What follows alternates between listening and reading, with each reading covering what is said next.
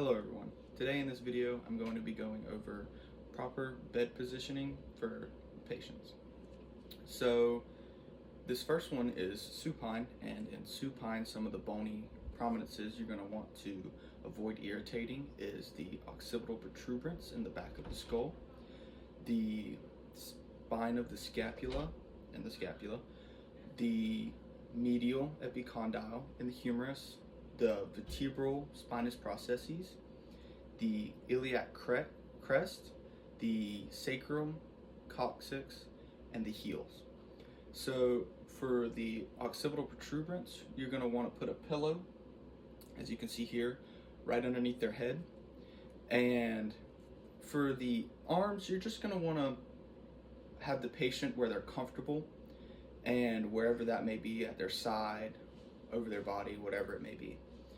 And for the crest, sacrum, coccyx, and the heel, you're going to want to put a pillow underneath their knees and legs, and that could be a pillow or a bolster, to where the heels are off of the bed, and this will help so the heel doesn't get irritated.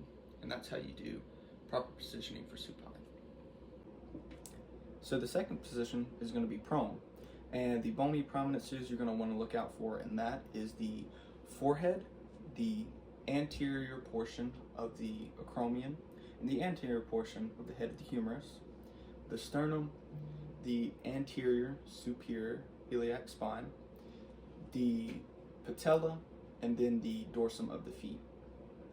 And the way you want to position your patient is obviously have a pillow on at their head, and you want to position the patient where their head is facing either left or right. You don't want them facing straight down into the pillow.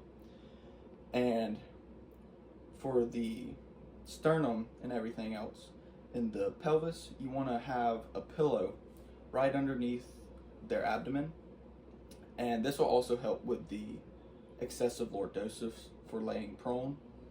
And for the patella and the dorsum of the feet, you're going to want, same thing, a pillow underneath their legs and knees. So this will help prevent any irritation in them bony prominences.